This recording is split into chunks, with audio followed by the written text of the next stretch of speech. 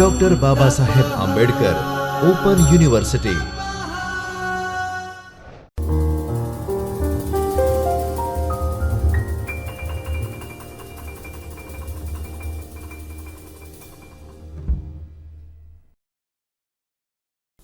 નમસ્કાર. Doctor Baba Saheb Ambedkar open university શિક્ષણશાસ્ત્ર વિભાગ તરફથી હું ડૉક્ટર જયશ્રી ગુર્જર આપ સર્વેનું હાર્દિક સ્વાગત કરું છું. બેચલર ઓફ એજ્યુકેશન બીએડ અભ્યાસક્રમ પ્રથમ વર્ષ પાઠ્યક્રમ નંબર ES 121 ભારતમાં પ્રાથમિક અને માધ્યમિક શિક્ષણનો વિકાસ.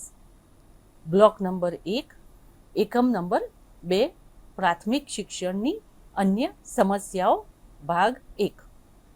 તાલીમાર્થી મિત્રો, પ્રાથમિક શિક્ષણની અન્ય સમસ્યાઓ અંતર્ગત આપણે અગાઉના લેક્ચરમાં નિરક્ષરતા વિશે ચર્ચા કરી હતી. આજે હવે પ્રાથમિક શિક્ષણની અન્ય સમસ્યાઓ અંતર્ગત આપણે વાત કરીશું.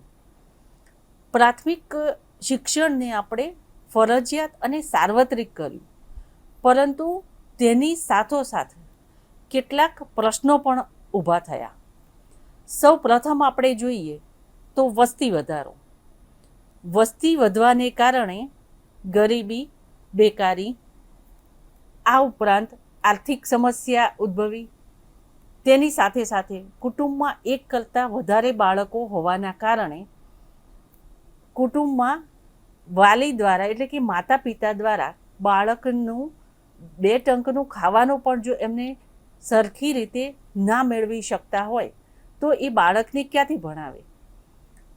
તેના કારણે અહીં નિરક્ષરતાના પ્રશ્નો ઉદ્ભવ્યા. તેની સાથે સાથે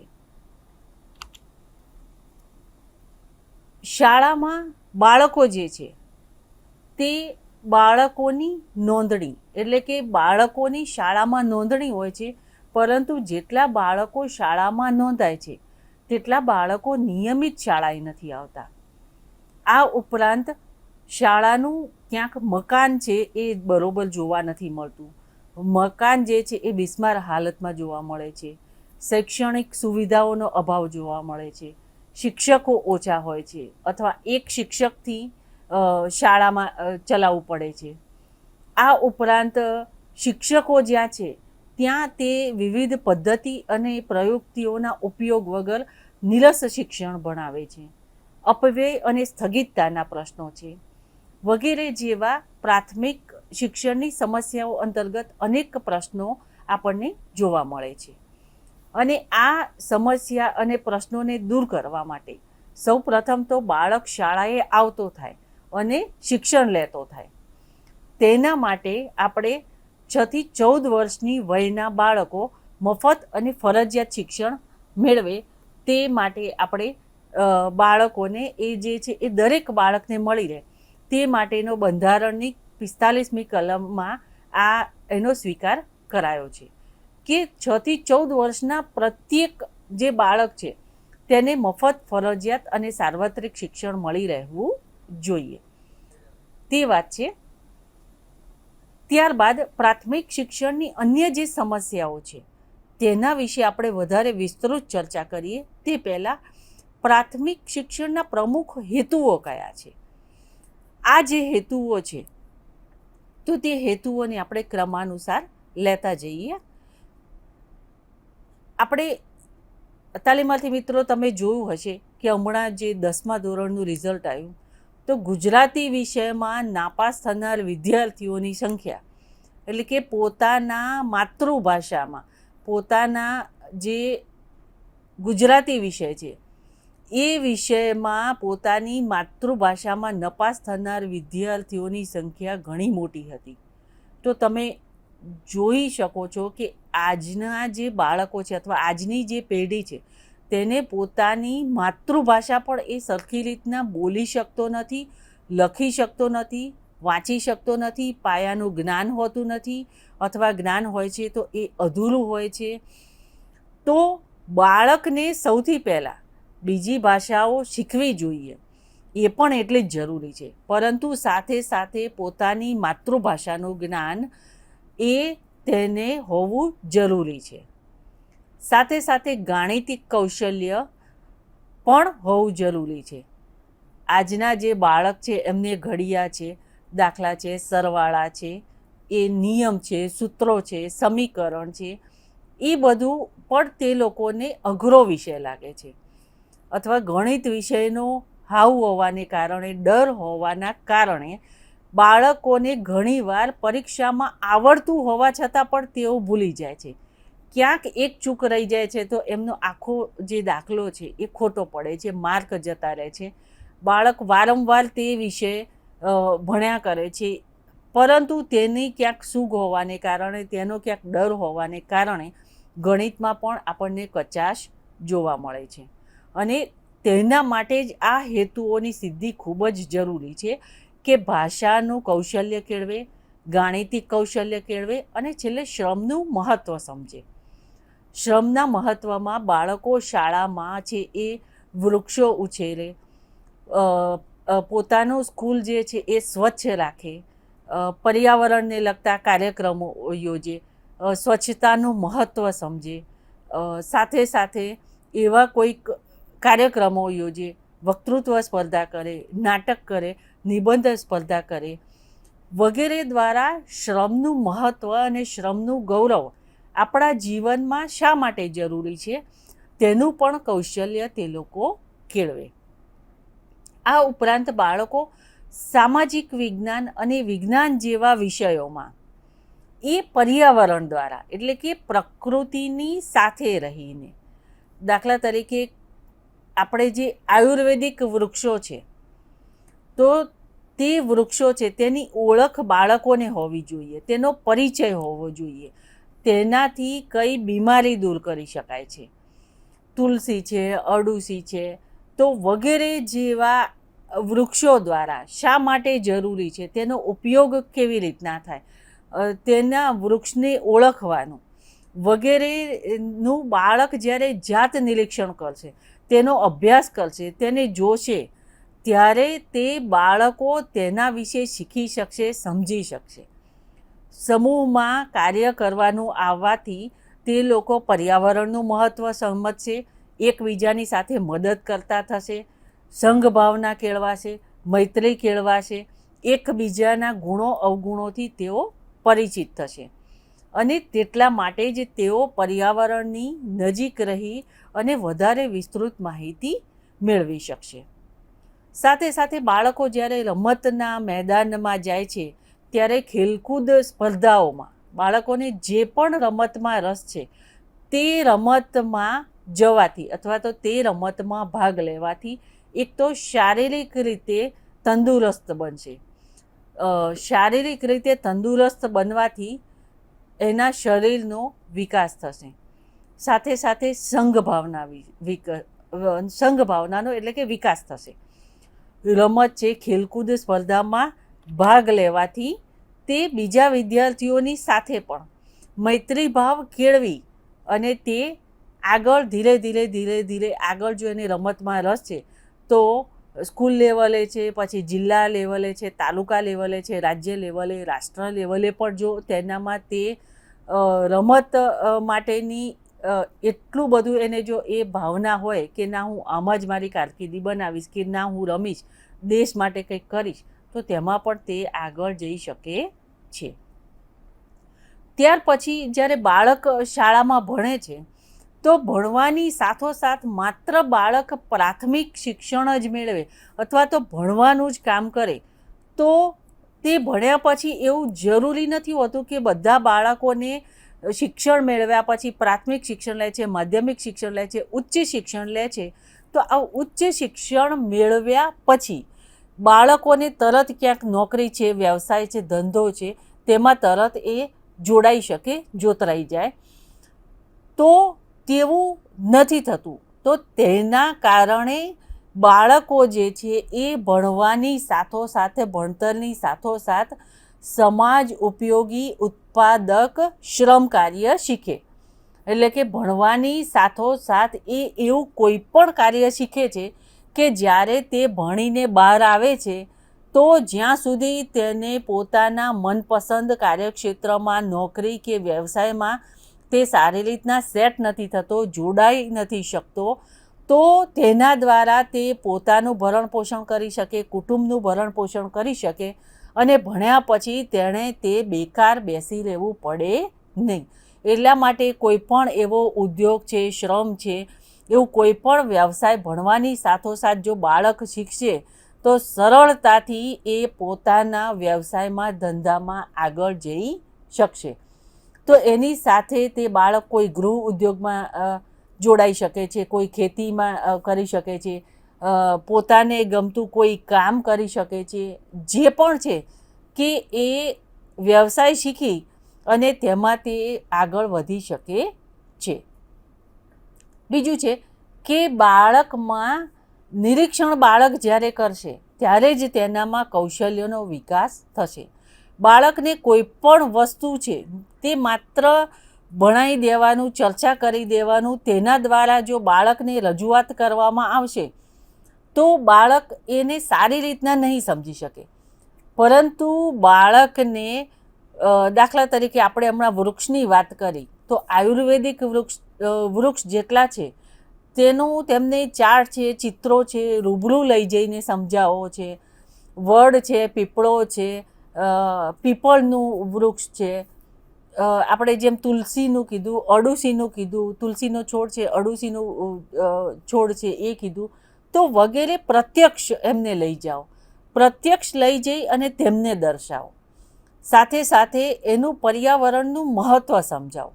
વૃક્ષો શા માટે વાવવા જોઈએ, વૃક્ષોનું શા માટે જતન કરવું જોઈએ, વૃક્ષોનો ઉછેર ના કરવાથી પ્રકૃતિ પર તેની કેવી વિપરીત અસર પડે છે, તેના કારણે માનવ જીવન ઉપર તેની કેવી નકારાત્મક અસર પડે છે.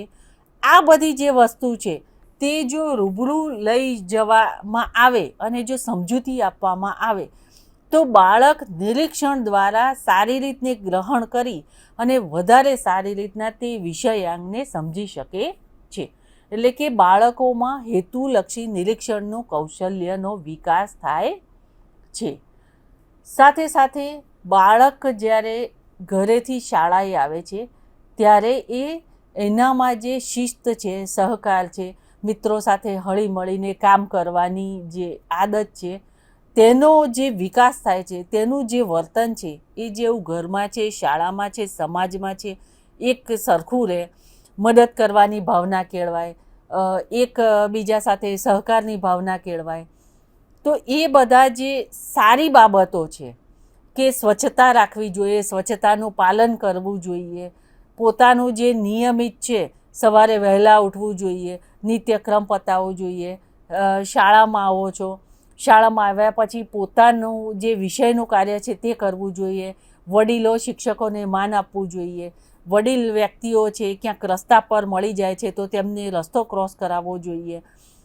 સમાજમાં જાગૃતિ માટે શાળા તરફથી આપણે જે પણ કોઈ કાર્યક્રમો થાય, સ્વચ્છતાના કાર્યક્રમો થાય, પર્યાવરણના સંદર્ભમાં કાર્યક્રમ છે, ખેલકૂદના સંદર્ભમાં છે, સામાજિક સાંસ્કૃતિક પ્રવૃત્તિઓ છે, તો એ બધામાં જોતરાઈને શક્ય એટલો આપણો ફાળો આપવો જોઈએ. આ ઉપરાંત જે છે તે બાળકે સારો નાગરિક બને તો સારા નાગરિક બનવા માટેના પણ ગુણોનો વિકાસ શાળા કક્ષાએથી થવો જોઈએ. એટલે કે તેનામાં ધીરે ધીરે શાળાએ જશે પછી તેનામાં ગુણોનું ધીરે ધીરે ઘડતર થતું જશે. તો આ જે છે એ પ્રાથમિક શિક્ષણના હેતુઓ હતા.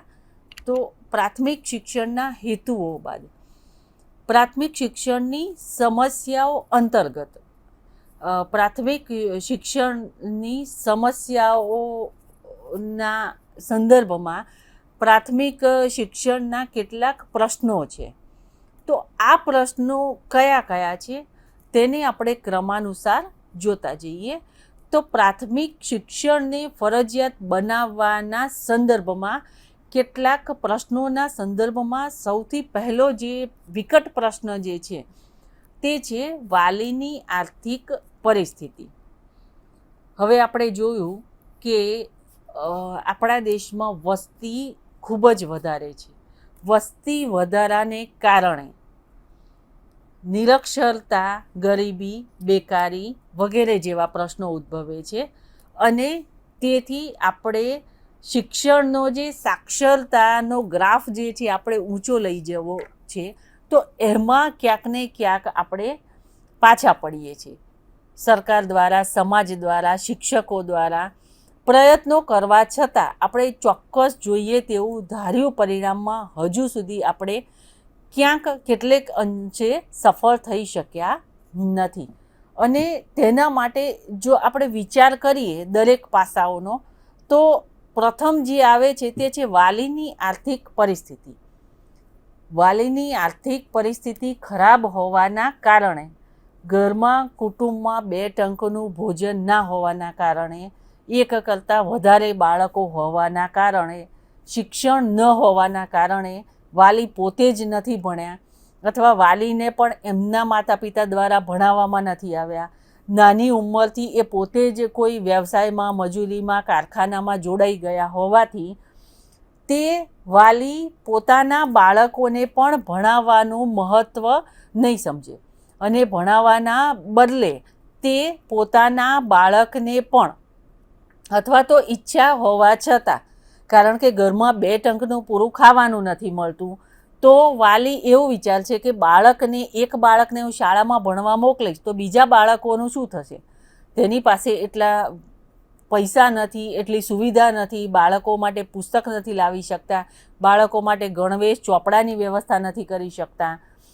તો બાળકની આ સુવિધાઓ ન પૂરી પાડી શકવાને કારણે, તેની અનિચ્છા હોવાને કારણે વાલી, માતા પિતા તે પોતાના બાળકને પણ નાનપણથી જ કોઈ વ્યવસાયમાં, કોઈક એવા કારખાનામાં, કોઈક જગ્યાએ ચાની કેટલી પર આપણે જોઈએ છે, કોકના ઘરે સાફ સફાઈનું કામ કરવા માટે એ બાળકને મોકલી દે છે.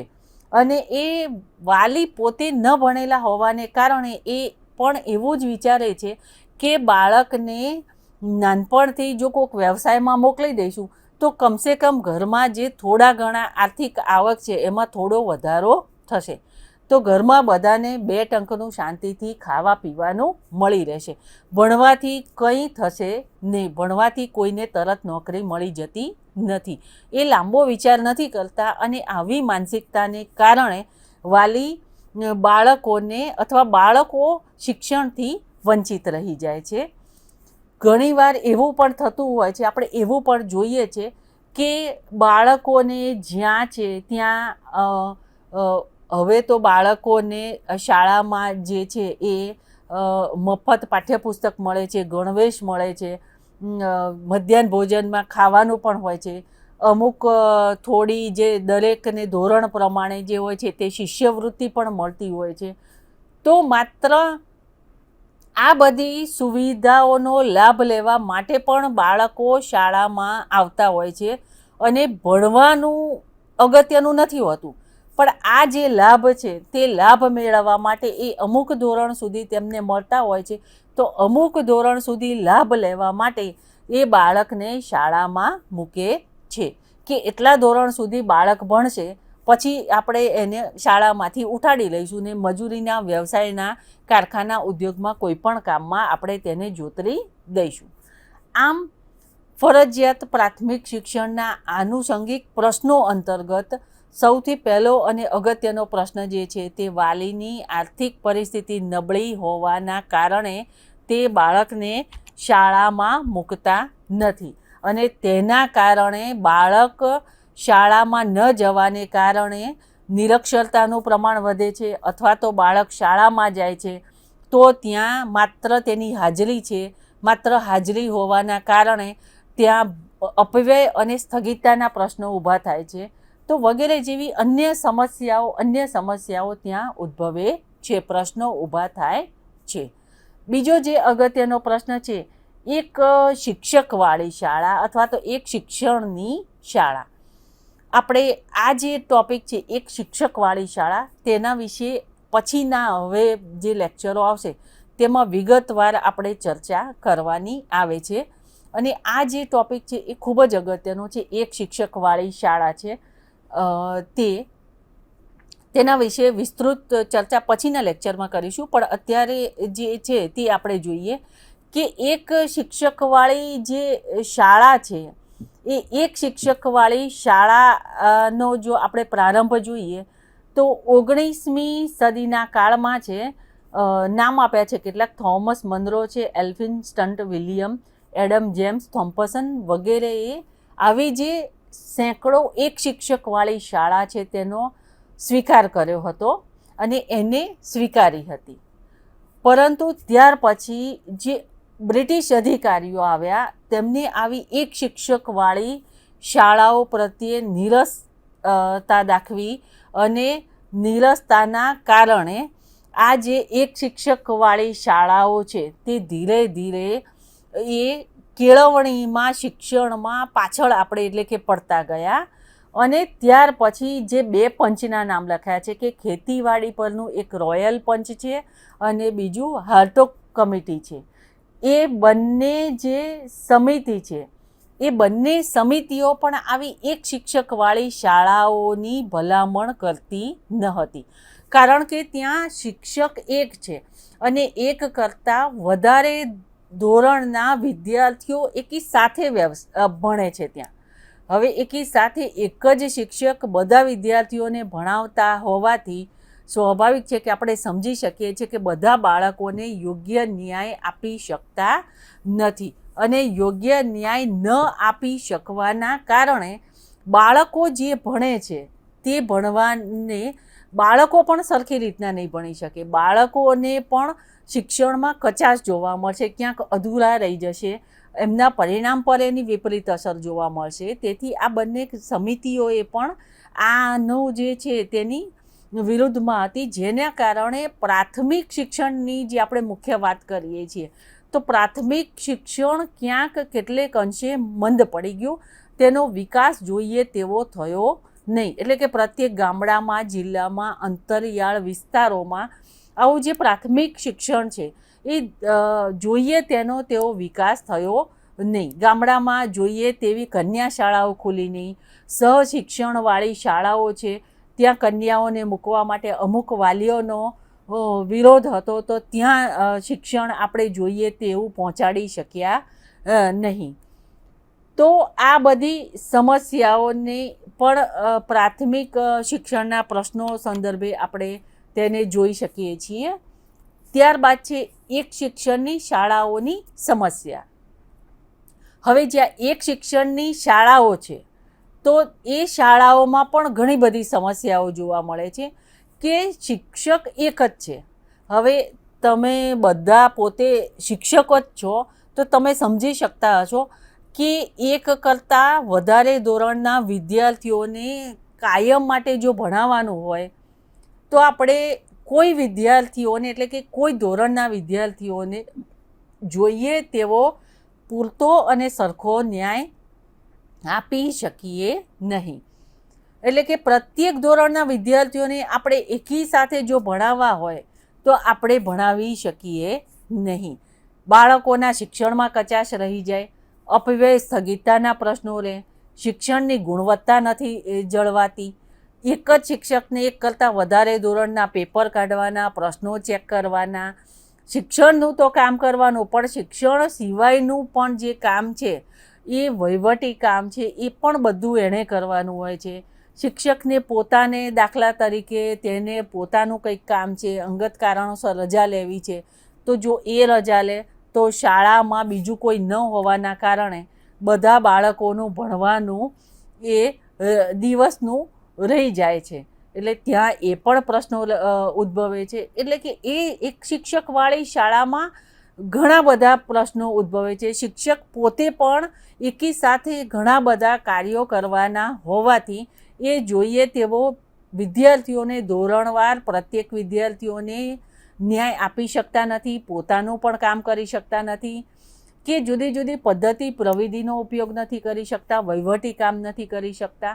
અને એક રીતે જોવા જઈએ તો આ એક કરતાં વધારે વિદ્યાર્થીઓ એટલે કે વર્ગવાળી વિદ્યાર્થીઓ તો નહીં કહીએ, પણ એક કરતાં વધારે વર્ગ છે જ્યાં, તેવી શાળાઓ જે છે તો ત્યાં શિક્ષણ કાર્ય ખૂબ જ કઠિન બની જાય છે.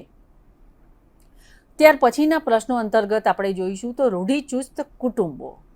આપણે હજુ પણ જોઈએ છે તો ગામડાના અંતરિયાળ વિસ્તારોમાં હજુ પણ શાળાઓ નથી. જ્યાં શાળાઓ છે તો ત્યાં શિક્ષકોની સુવિધા નથી. જ્યાં શિક્ષકો છે તો શિક્ષિકાઓ નથી, બહેન શિક્ષિકાઓ નથી. કન્યા શાળાઓ ઓછી છે. ઘણા વાલીઓ એવા છે કે કુમાર કન્યા શાળાઓમાં પોતાની દીકરીઓને ભણાવવા માટેની હજુ પણ એ લોકો તૈયાર નથી હોતા, અથવા તો દીકરીઓને ભણાવવા માટે પણ ભણી ગણીને શું કરશે, ભણ્યા ગણ્યા પછી પણ તેના તો લગ્ન કરવાના છે. લગ્ન કરીને તેણે તો સાસરે જઈ અને ઘરનું કામ કરવાનું છે. તો એ તરફ એમનો ઝોક વધારે હોય છે. એટલે તેઓ પોતાની દીકરીઓને શાળાએ મોકલવા તૈયાર હોતા નથી, અથવા તો વાલી શાળાએ મોકલે છે તો ઘરની માતા શાળાની સાથે સાથે ઘરનું કામ એની જોડે કરાવે છે, બીજા કામ કરાવે છે. તો તેના કારણે દીકરીનું શિક્ષણનું કાર્ય જે છે મેઇન ત્યાં હોવું જોઈએ ધ્યેય, તો એ ધ્યેયમાંથી એનું ખસી જાય છે અને બીજા અન્ય કામો પર કે અન્ય બીજી જે જવાબદારીઓ સોંપવામાં આવી છે કે નાના બાળકોને રાખવાના છે, આર્થિક પરિસ્થિતિ ખરાબ હોવાના કારણે એણે કોઈક ઘરમાં કામ કરવા જવું પડે છે, બીજે ક્યાંક વ્યવસાયમાં જોતરાય છે, ગૃહ ઉદ્યોગમાં જાય છે, ખેતી કામમાં માતા પિતાને મદદ કરે છે. તો ધીરે ધીરે એનો શિક્ષણ માટેનો જે લગાવ છે એ ઓછો થતો જાય છે અને પરિણામે અપવ્યય સ્થગિતતાના પ્રશ્નો ઉદ્ભવે છે અને બાળક જે છે એ શાળામાંથી ઉઠી જાય છે અને તેના કારણે અહીં શિક્ષણનું સ્તર આપણને કથળતું જોવા મળે છે. ત્યાર પછીની સમસ્યા જે છે કે શાળામાં હાજરી સુધારણા. આપણે જોઈએ છે કે શાળામાં હાજરી સંદર્ભે જો વાત કરીએ તો અંતરિયાળ ગ્રામ્ય વિસ્તારમાં કે જ્યાં જે માતા પિતા હજુ ખેતી પર નિર્ભર છે તો તે પોતાના બાળકોને શાળાએ ભણવા મોકલે છે, પણ બપોર પછી એ બાળક જે છે એ શાળાએથી આવીને પોતાના માતા પિતાને ખેતીના કામમાં, કોઈક વ્યવસાયના કામમાં, કોઈક ગૃહ ઉદ્યોગમાં જોડાઈ અને મદદરૂપ થતા હોય છે. તો જ્યારે પાકની લેવાની જ્યારે વાત થતી હોય છે, જ્યારે અનાજ ઉગે છે તો પછી એની કાપણીનો સમય જે આવે છે તો બાળક ત્યારે એ માતા પિતાને મદદ કરવા માટે શાળામાંથી જે છે તે તેમાંથી જતા નથી અથવા તો રજા લે છે. પરિણામે જે શાળામાં તેનો જે વિષય છે એ વિષયનું જે શિક્ષણ છે એ અધૂરું રહી જાય છે. એમાં તે જાતે નથી શીખતા, શિક્ષક દ્વારા પુનઃ એમને નિદાનાત્મક તે ઉપચારાત્મક શિક્ષણ નથી કરાવવામાં આવતું. પરિણામે એ વિષયમાં એનો કચાશ રહી જશે.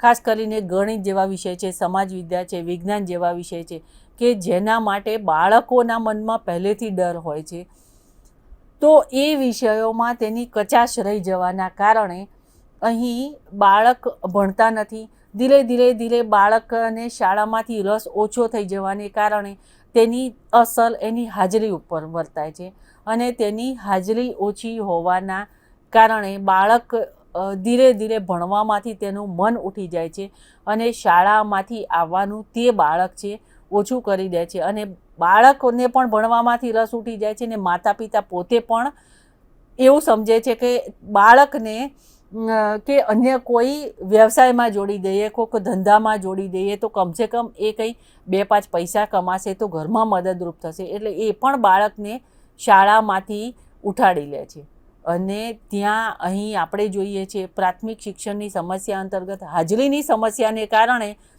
એની જે ધીરે જોઈએ તો છેક અપવ્યય સ્થગિતતાના પ્રશ્ન સુધી આ પ્રશ્ન પહોંચે છે. એટલે કે જે બાળકે ભણવાનું કામ કરવાનું છે એ વખતે બાળક જો આર્થિક ઘરમાં મદદરૂપ થવા માટેનું કામ કરે છે તો તેની હાજરી અહીં ઓછી જોવા મળે છે. ત્યાર પછીનો જે પ્રશ્ન છે શૈક્ષણિક સુવિધા અંગેની સમસ્યાઓ. હવે બાળક આપણે માની લઈએ કે માતા પિતા એને શાળામાં ભણવા પણ મૂકે છે, એટલી જાગૃતિ પણ છે, દીકરીઓને મૂકે છે, છોકરાઓને મૂકે છે, પણ શાળામાં ભણવા મૂક્યા પછી શું બધી જગ્યાએ જેટલી પણ સ્કૂલો છે ત્યાં આપણે સુવિધાઓ છે, બધી જ શાળાઓ સુવિધાઓથી સજ્જ છે? આપણે પોતે પણ જોયેલું છે, આપણે પોતે પણ એવી શાળાઓમાં કામ કર્યું છે, આપણે અનુભવેલું છે કે ઘણી જગ્યાએ જે પ્રાથમિક સુવિધાઓ જે શાળાને મળવી જોઈએ તેવી સુવિધાઓ શાળા પાસે હોતી નથી. ઘણી સ્કૂલો આપણે જોયું છે કે પ્રાથમિક સુવિધાઓથી વંચિત હોય છે. તો જોઈએ છે તો તેમાં સૌથી પહેલાં જોઈએ છે તો શાળાનું જે મકાન હોય છે, આપણે ઘણી જગ્યાએ એવું જોયું છે, સમાચાર પત્રોમાં વાંચ્યું છે, સમાચાર માધ્યમોમાં જોયેલું છે કે પ્રાથમિક સ્કૂલની હાલત ખૂબ જ દયનીય હોય છે, જર્જરિત હોય છે. ઘણી જગ્યાએ એવું હોય છે કે શાળાનું મકાન એટલું બધું જર્જરિત થઈ ગયેલું હોય છે કે તે બાળકોને મેદાનમાં લાવીને, વૃક્ષની નીચે લાવીને શિક્ષકો ભણાવતા હોય છે. એટલે કે મકાન જે હોવા જોઈએ બિસ્માર હાલતમાં હોય છે. તો એ મકાનો જે છે એ મકાનોને ફરી એને રિનોવેશન કરાવવામાં નથી આવતું અને પૂરતા પ્રમાણમાં એટલા ઓરડા નથી હોતા. એ મકાન જે છે એ હવા ઉજાસવાળું નથી હોતું, લાઇટ પંખાની વ્યવસ્થા નથી હોતી. જોઈએ તેટલા પ્રમાણમાં વર્ગખંડ ન હોવાને કારણે એક વર્ગમાં એકથી વધારે ધોરણના વિદ્યાર્થીઓને બેસાડવા પડે છે. એવું પણ આપણે જોયું છે કે આગળની એક બાજુ એક ધોરણ ભણતું હોય અને ઊંધી બાજુ એને બીજા શિક્ષકો બીજા ધોરણના વિદ્યાર્થીઓને એ ભણાવતા હોય છે. તો સ્વતંત્ર મકાન ન હોવાના કારણે, મેદાન ન હોવાના કારણે, લાઇબ્રેરી ન હોવાના કારણે, સામાજિક વિજ્ઞાનનો ખંડ ન હોવાના કારણે, વિજ્ઞાનની પ્રયોગશાળા ન હોવાને કારણે, સમૂહ જીવન માટે મોટો વર્ગ ન હોવાના કારણે ઘણી સમસ્યાઓ ઉદ્ભવે છે. એટલે કે અહીં જે શૈક્ષણિક સુવિધાઓ જે પ્રાથમિક જે પાયાની છે, જે બાળકોને મળવી જોઈએ તે સુવિધાઓથી બાળક અહીં વંચિત રહી જાય છે. આ ઉપરાંત શાળાની તો સમસ્યા છે, પણ તેની સાથે સાથે આપણે જોઈએ છે કે શિક્ષકો પણ નથી હોતા. બધા વિષયના શિક્ષકો ઘણી શાળામાં હોતા નથી, જેના કારણે બાળકને એક કરતાં વધારે જે વિષય ભણવાના હોય છે તે એકના એક શિક્ષક ભણાવે છે. દાખલા તરીકે ગુજરાતી વિષયના શિક્ષક છે તો ગુજરાતી પણ ભણાવે છે, હિન્દી પણ ભણાવે છે, એ સંસ્કૃત પણ ભણાવી લે છે, સમાજવિદ્યા ભણાવી લે છે. એટલે કે એક વિષયના શિક્ષક એક કરતાં વધારે વિષયો ભણાવે છે. ગણિત વિષયના શિક્ષક છે તો ગણિત છે, વિજ્ઞાન છે, ઇંગ્લિશ છે તે પણ ભણાવી લે છે. તો આમ એક શિક્ષકો એક કરતાં વધારે વિષયો ભણાવે છે અને તેથી તે દરેક વિષયને શિક્ષક પોતે પણ યોગ્ય ન્યાય આપી શકતા નથી. ક્યાંક આપણે શિક્ષકની ભરતી નથી જોતા, ક્યાંક શિક્ષકોની ભરતી હોય છે તો વિદ્યાર્થીઓ નથી હોતા. જ્યાં વિદ્યાર્થીઓ હોય છે તો માત્ર શાળામાં તેની નોંધણી હોય છે, નિયમિત તેઓ આવતા નથી. તો વગેરે અનેક સમસ્યાઓ અને પ્રશ્નો આપણે અહીં જોઈ શકીએ છીએ. ત્યારબાદ અન્ય શાળાની સમસ્યા જોઈએ તો આપણે આગળ જોઈએ તો બાળકોને બેસવા માટે બેન્ચ છે, એટલે કે જે પાટલી કહીએ તે છે, તે નથી હોતું. શિક્ષકોને માટે ટેબલ નથી હોતા, ખુરશી નથી હોતા, બ્લેકબોર્ડ નથી હોતા. શાળામાં વર્ગખંડમાં જો યાદ કરીએ આપણે કે કેટલી વસ્તુઓ હોય તો બેન્ચ ના હોય, કબાટ ના હોય, ટેબલ ના હોય, પછી પુસ્તકો રાખવા માટે એ કબાટ છે સરખા હાલતમાં નથી હોતા, ખાના ના હોય, બિસ્માર હાલતમાં હોય, ચાર્ટ, ચિત્રો, નકશા જે છે તે હોતા નથી અથવા તો હોય છે તો અમુક જ હોય છે. બાળકને આ ઉપરાંત ધોરણ પ્રમાણે શૈક્ષણિક સાધનો જે હોવા જોઈએ, નાના બાળકો છે તો તેને રમવા માટેના રમકડા છે, રમતગમતના સાધનો છે, આ બધી વસ્તુ નથી હોતી. જો આ બધી વસ્તુ હોય તો બાળકને રમવા માટે રમતનું મેદાન નથી હોતું. ઘણી જગ્યાએ આપણે જોઈએ છે કે બાળકને રમવા માટે ધાબા પર લઈ જતા હોય છે અથવા રમતનું મેદાન ન હોવાને કારણે તો બાળકને જ્યારે રમવાનો પીરિયડ આવે છે તો ફ્રી પીરિયડ કે પ્રોક્સી પીરિયડ કહીને બાળકને એને જે પ્રવૃત્તિ કરવી હોય તે પ્રવૃત્તિ કરવા દેવામાં આવે છે. તો આમ પીવાના પાણીની વ્યવસ્થા નથી હોતી, શૌચાલયની વ્યવસ્થા નથી હોતી વગેરે અનેક જે સમસ્યાઓ જે છે તે અનેક સમસ્યાઓ આપણને અહીં જોવા મળે છે. તો આમ તાલીમાર્થી મિત્રો આપણે જે પ્રાથમિક શિક્ષણની અન્ય જે સમસ્યાઓ છે એ સમસ્યાઓ અંતર્ગત જે પ્રમુખ પ્રશ્નો છે તેના વિશે વાત કરી. પ્રાથમિક શિક્ષણના પ્રમુખ જે હેતુઓ છે તેના વિશે આપણે વાત કરી. તો આ જે બે મુદ્દા છે એ ખૂબ જ અગત્યના છે કે પ્રાથમિક શિક્ષણને આનુષંગિક પ્રશ્નોની ચર્ચા કરો. તો આપણે જે ક્રમાનુસાર મુદ્દાઓની વાત કરી તે બધા વિશે તમારે વિગતવાર મુદ્દાસર જવાબ લખવો પડે. હવે આગળ તેના પછી બીજા એક વિષય વિશે પ્રાથમિક શિક્ષણની સમસ્યાઓ અંતર્ગત બીજી એક સમસ્યા વિશે વધારે વિગતવાર વિસ્તૃત વાત કરીશું. ત્યાં સુધી રજા આપો. નમસ્કાર. स्वाध्यायः परमं